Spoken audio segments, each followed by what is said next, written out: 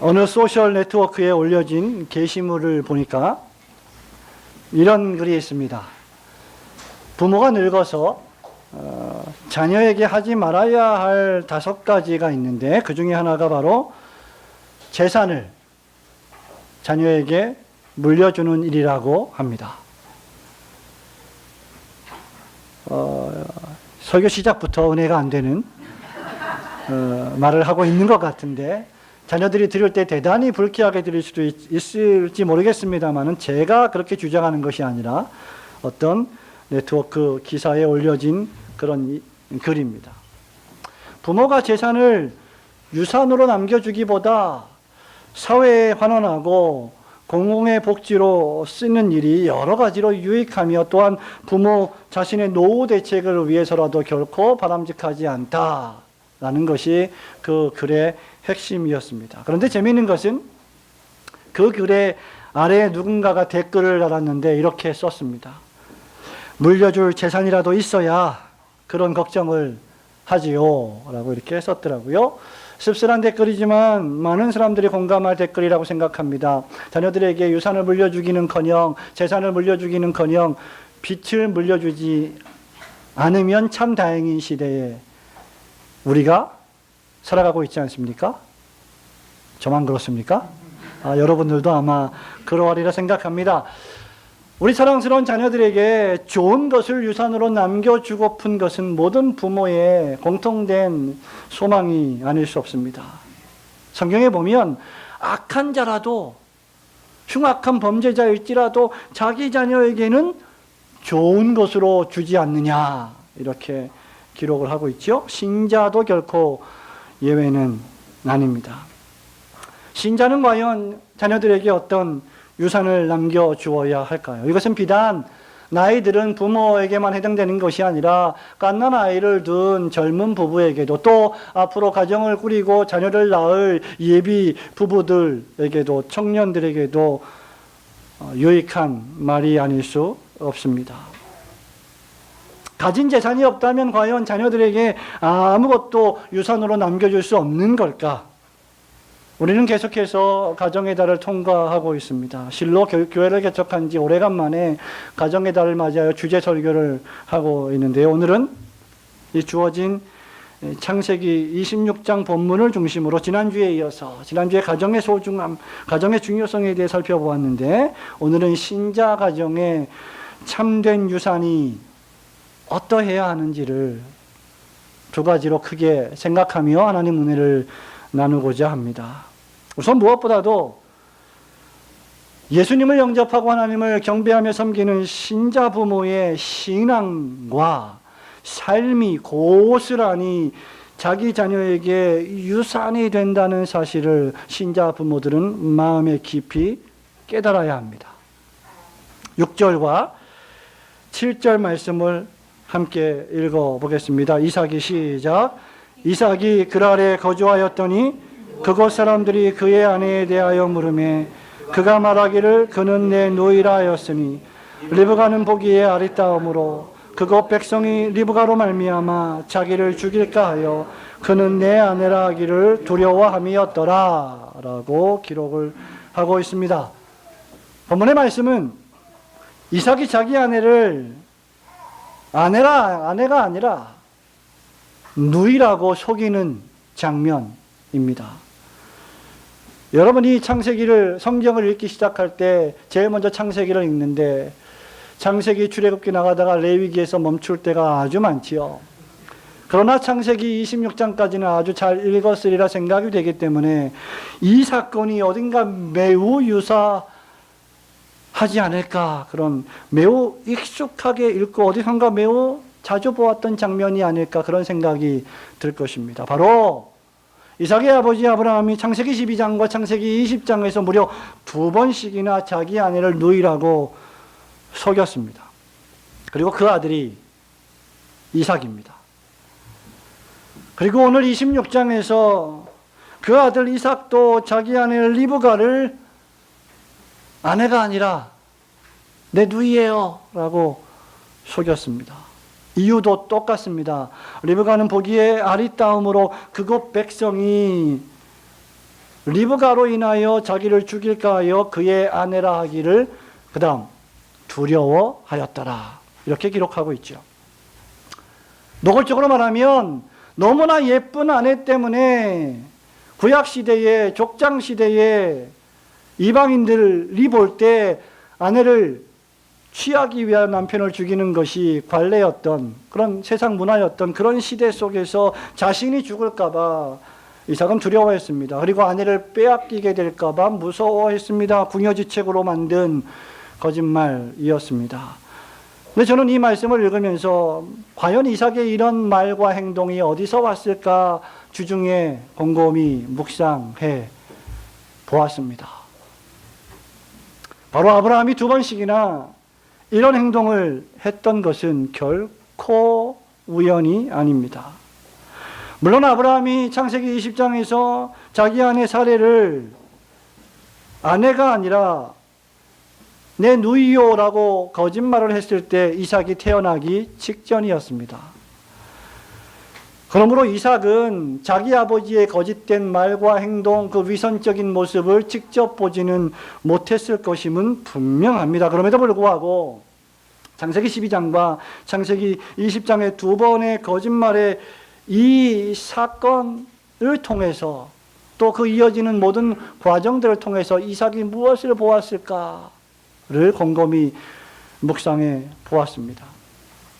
창세기 12장과 20장의 2번의 거짓말의 사건에도 불구하고 하나님께서는 이 아브라함아, 내가 너를 그렇게 가르쳤느냐라고 책망하시면서 아브라함을 죽이지 않으시고 아브라함을 심판하지 아니하시고 하나님은 아브라함을 오히려 지키셨습니다. 보호하셨습니다. 당신 자신의 약속을 지키시고 이스라엘의 후손으로 오실 메시아를 탄생시키시기 위하여 사레의 위협과 사라와 리브가가 이방 족속의 아내가 되어 이방인의 아들, 딸들을 낳는 것을 막는 섭리를 주님은 하셨습니다. 이유는 하나님께서 아브라함을 선택하셨고 이삭을 선택하셨고 야곱을 선택하셨고 그들과 언약을 맺으셨기 때문입니다. 그리고 역사를 통해서 그 언약 백성의 후손으로 인류를 구원하실 메시아가 오셔야 했기 때문입니다. 아브라함과 그 아내 사레를 통하여 이 놀라운 하나님의 섭리와 보호하심을 이삭은 자라가면서 수차례 들었을 것입니다. 그 가운데 아브라함은 자신의 연약과 실수도 그 아들 이삭에게 이야기하고 교훈을 주었을지도 모릅니다. 이미 우리는 수요일 창세기 강의를 통하여 이 부분을 살펴본 바가 있습니다. 그러므로 저는 좀 적용을 달리해서 이삭의 이런 거짓말이 어디서 왔는지를 성도 여러분들께 생각해 보고자 권면을 하는 것입니다. 아까 말씀드린 바와 같이 의심의 여지 없이 이런 거짓말은 아브라함에게서 출발되었습니다. 그리고 그런 거짓말의 뿌리는 의심의 여지 없이 아담으로부터 시작이 되고 사단 마귀로부터 시작이 되는 것입니다. 그래서 본문 1절에 보면 아브라함 때에 첫 흉년이 들었더니 그 땅에 또 흉년이 들매 이삭이 그랄로 갔다라고 기록을 하고 있는 것입니다. 정확하게 이삭이 그랄로 옮겨간 그 상황과 아브라함이 그랄로 간 상황을 연결시키고 있는 것이죠. 아브라함 사건과 이삭의 사건을 의도적으로 연결시키고 있는 것입니다. 성도 여러분, 우리는 자녀들에게 여러분이 부모로서 여러분의 통장에 있는 돈을 줄 수도 있고 주지 않을 수도 있습니다. 여러분의 집이나 땅을, 물건들을 유산으로 줄 수도 있고 안 줄 수도 있습니다. 그런 것들은 모두 다 여러분의 통제 아래 있습니다. 여러분의 부모들이 좀 잘하면, 여러분의 자녀들이 좀 잘하면 좀 더 주고, 좀 망나니처럼 잘 못하고 그러면 괘씸해서 안 줄 수도 있습니다. 그런 유산은 전적으로 아버지와 어머니의 통제 아래 있습니다. 하지만 여러분들이 통제할 수 없는 것이 있습니다. 그것이 바로 여러분의 말이요, 여러분의 행동입니다. 그래서 부모란, 저를 포함해서 모든 부모란 무서운 자리가 되는 것입니다. 알게 모르게 나의 말과 행동이, 나의 신앙의 삶의 모습이, 나의 교회 생활의 모습이 자녀들에게 영향을 끼친다는 것입니다. 이삭은 창세기 20장과 12장에서의 아버지의 거짓말을 직접 들은 것이 없고 비겁한 행동을 본 적이 없습니다. 그런데 놀랍게도 그런 아버지의 모습이 그 아들 이삭에게서 나타나고 있습니다. 추측해 볼 수 있는 것은 이런 아브라함의 연약이 아마 성경에 다 기록되지는 않았지만 이삭을 낳은 후에도 계속되었을지도 모른다는 사실입니다. 성경은 구속 역사에 필요한 사건들만 기록되어 있는 것이죠. 우리의 삶의 일거수일투족을 모두 기록하는 것은 성경의 목적이 아닙니다.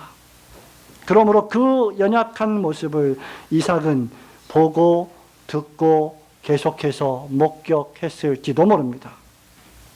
이삭은 이렇게 생각했을지도 모르지요.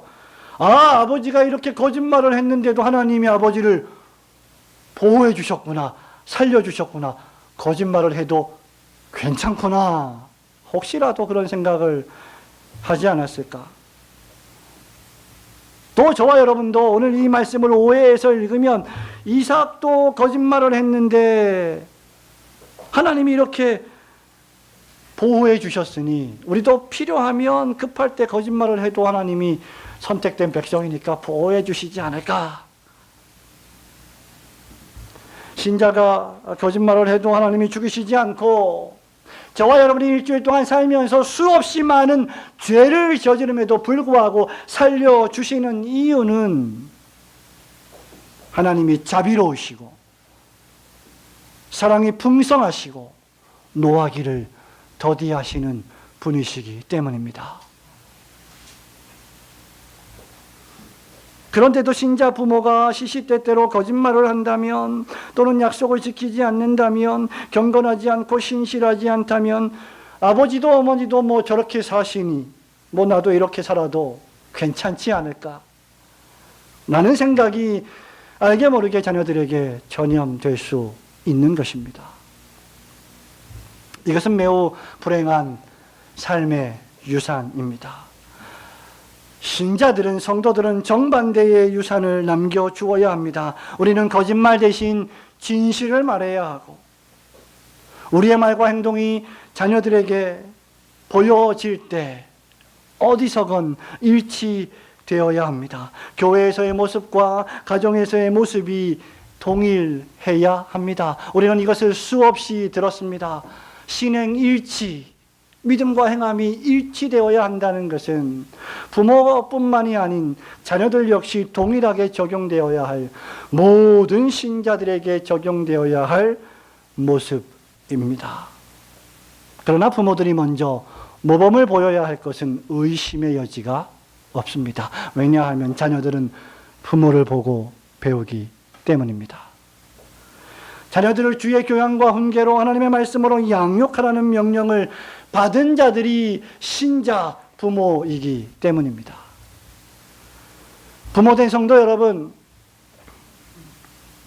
여러분의 신앙과 삶, 여러분의 말과 행동이 자녀들에게 유산으로 남겨진다는 사실을 여러분 마음에 명심하시고 경건한 신앙과 삶을 살아가시기를 주님의 이름으로 축원합니다.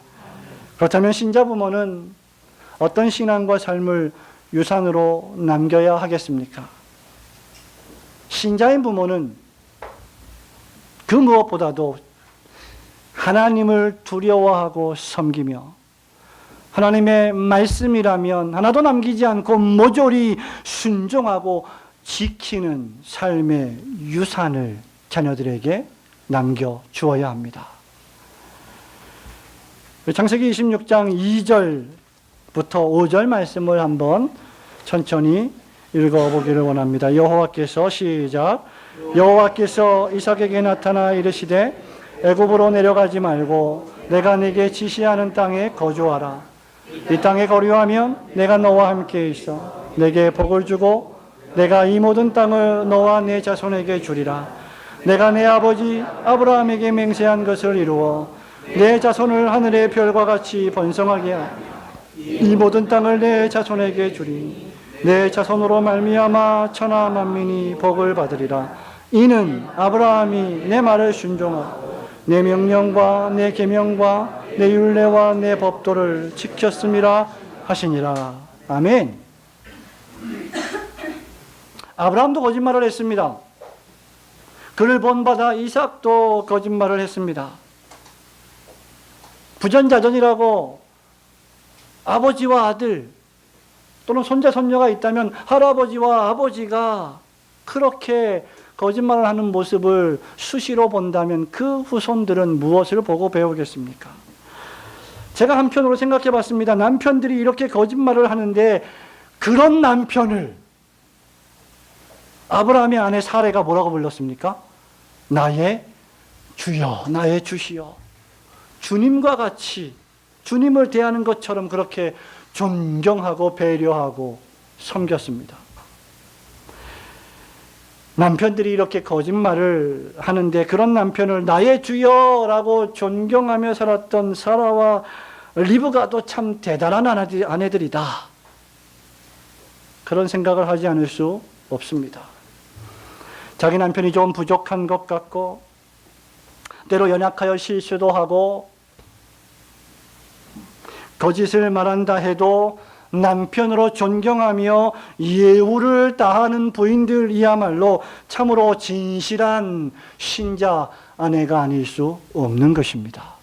왜냐하면 하나님께서 그 가정의 가장으로 주로 그 남편을 세운 것을, 그 언약 관계 속에서 그 남편을 세운 것을 그 부인들은 잘 알고 있었기 때문입니다.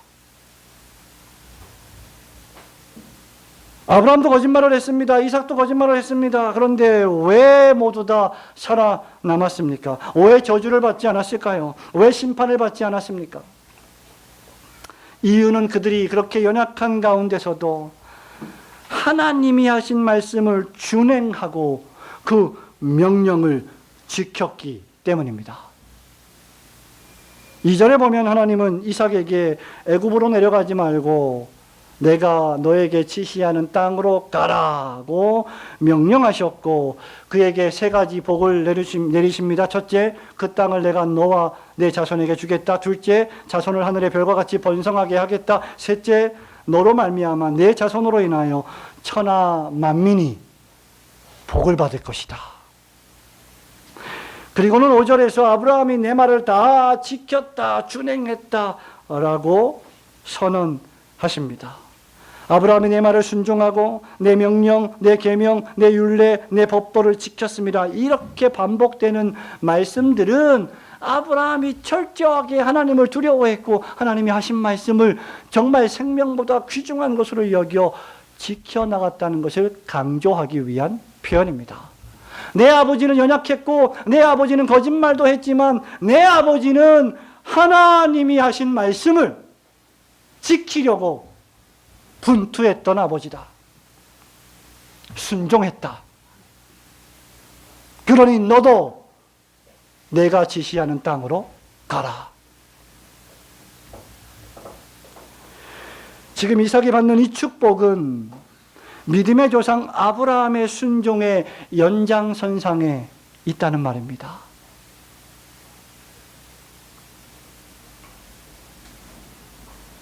내 아비가 그렇게 순종했으니 너에게도 동일한 복을 내리겠다. 그러니 너도 내가 지시하는 땅으로 가라고 말씀하시는 것입니다.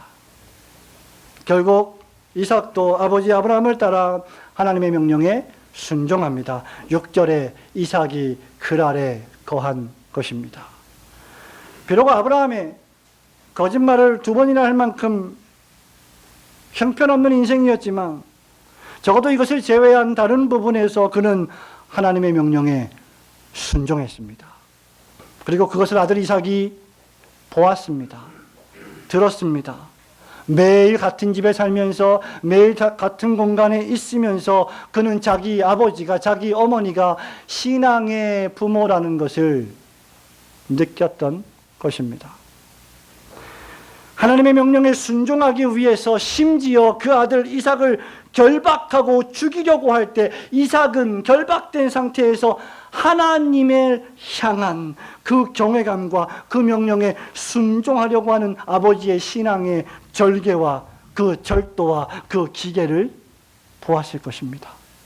야, 아버지가 하나님의 명령에 순종하기 위해서는 혈육의 정까지도 물리치는구나. 속상했을 수도 있고 섭섭했을 수도 있습니다만은 그럼에도 불구하고 이삭의 마음속에 그 사건은 영원토록 잊혀지지 않은 사건이었을 것입니다.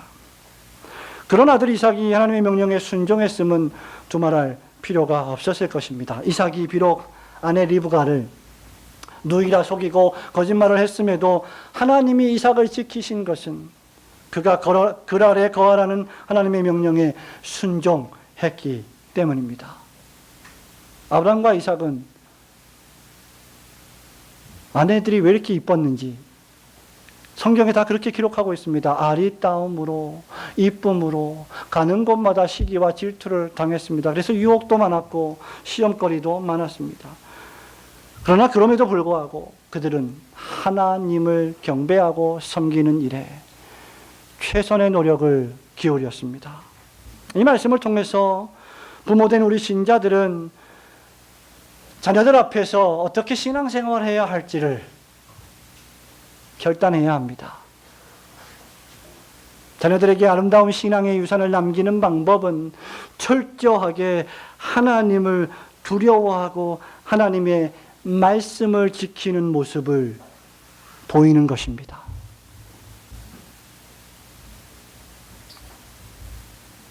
교회에서 신앙인의 모습을 보이기는 쉽습니다. 그러나 가정에서 신앙인의 모습을 보이며 사는 것은 쉬운 일이 결코 아닙니다. 교회에서 목사로 살아가는 것은 쉬운 일은 아닙니다만은 그래도 경건하게 보이는 쉬운 일입니다. 그러나 집에서 목사로 살아가는 것은 대단히 어려운 일입니다. 여러분이 가정에서 신자 부모로 사는 것을 실패하면 교회에서도 비록 예배를 드리지만 성공할 수 없으며 그 반대도 마찬가지 될 것입니다. 짧지 않은 교육과 목회의 경험으로 볼 때 자녀의 신앙생활, 자녀의 교회 생활은 거의 대부분 자기 부모를 닮게 되어 있습니다. 부모가 예배를 소홀히 하면 자녀 역시 그럴 가능성이 큽니다. 부모가 하나님 말씀 앞에 올바로 서서 그 말씀에 벌벌 떨지 않으면 자녀들도 하나님 말씀을 우습게 보기가 쉽습니다. 부모님이 봉사하고 섬기지 않으면 자녀들 역시 봉사하고 섬기는 모습을 본 적이 없기 때문에 봉사하고 섬기는 삶을 살아가기가 어렵습니다. 부모들이 매사에 부정적이면 자녀들 역시 자존감이 떨어지고 사회에 나가서도 매사에 부정적인 표현과 부정적인 말을 하게 되어 있습니다. 여러분의 부모들이 여러분에게 영적인 양식을 선포하는 목사와 사이가 좋지 않으면 여러분의 자녀들 역시 그렇게 될 가능성이 크지 않을 수 없다는 것을 우리는 경험하게 됩니다. 부모들이 싸우면 자녀들 역시 호전적이 될 가능성이 큽니다. 부모들이 교회를 중심하고 매사를 결정하지 않으면 자녀들도 어떤 사건에서 어떤 상황이 닥칠 때 무엇을 결정할 때 하나님, 교회, 성경을 배제하고 결정을 내리게 됩니다. 그렇다면 그런 결정들은 참된 신앙적 결정이 되기가 어렵다는 것입니다. 그렇게 되면 우리가 늘 외치는 하나님 중심, 성경 중심, 교회 중심의 생활 원리는 모래알로 만든 성처럼 무너지기가 너무 쉬운 것입니다. 그러므로 신앙생활은 교회에서만 하는 것이 아닙니다.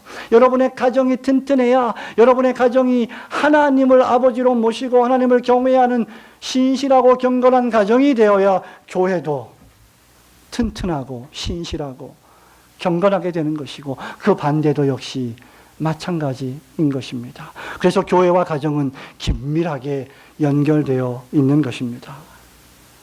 그러므로 여러분이 자녀들을 그저 교회에 갖다 던져놓고 교회가 알아서 신앙생활, 교육 다 해주겠지라고 맡겨서는 안 됩니다. 여러분이 집에서 여러분의 자녀들을 위하여 기도하고 여러분의 자녀들을 가르치고 여러분의 자녀들에게 하나님 말씀을 들려줄 수 있어야 합니다. 그렇게 될 때까지 여러분들도 배우고 자라야 할 것입니다. 여러분, 신앙의 부모가 불굴의 의지로 자녀들에게 하나님 말씀을 가르치고 하나님을 경배하는 예배의 모범을 보이며 진실되게 기도하고 하나님을 두려워하면 자녀들은 그런 부모를 두려워하게 되어 있습니다. 왜냐하면 부모님이 하나님을 두려워하고 경외하는 믿음의 삶을 살기 때문입니다. 부모님이 아침과 저녁으로 진실하게 하나님을 의지하는 기도의 삶을 사는 것을 보기 때문입니다. 사랑하는 성도 여러분, 말씀을 맺습니다. 부모들은 자녀가 보는 데서만이 아니라 자녀가 보지 않는다 할지라도 하나님을 경외하는 신앙인의 절개를 지키셔야 합니다. 늘 힘들지만 흐트러짐 없는 반듯한 신자 부모가 되어야 합니다. 이 말은 매사에 엄격하고 까다롭고 화를 내는 사람이 되라는 말이 결코 아닙니다. 사랑이 풍성하되 자녀를 향한 애정이 너무너무 뜨겁고 간절하되 자녀를 향한 참된 교육과 훈육이 있어야 한다는 것입니다. 그래야만 이 혼탁한 시대에 성경적인 가치관보다 세상의 가치관으로 우리의 청년 대학생들을 휘몰아가고 있는 이 광기의 시대에 우리의 자녀들을 올곧게 가르치고 양육할 수 있기 때문입니다. 그래야만 여러분의 자녀들이 참되게 여러분을 존경하고 공경하는, 사랑하는 부모가 될 수 있을 것입니다. 때로는 여러분이 한없이 사랑이 넘치고 인자하고 친한 아버지, 어머니, 친구처럼 지내는 아버지, 어머니이지만 때로는 자녀들을 향해서 하나님의 말씀 앞에 양육하기 위하여 한없이 엄하고 강직할 줄 알아야 합니다. 우리에게 맡겨주신 자녀들을 신앙으로 잘 양육하기 위해서는 늘 언행심사를 삼가 조심하고 두렵고 떨림으로 하나님을 섬기는 신전 인격자들이 되어야 합니다. 신자인 자녀들은 그런 좋은 신앙의 부모를 둔 것을 기쁨으로 생각하고 그 유산을 본받아야 하며 그 부모님을 마땅히 공경해야 합니다. 목사님, 저는 부모님이 안 계십니다. 아버님이 안 계십니다. 어머님이 안 계십니다. 부모님이 없는 저는 어떠란 말입니까? 예, 저도 부모님이 안 계십니다. 돌아가셨습니다. 여러분에게 교회에 수많은 신앙의 부모님들이 계십니다.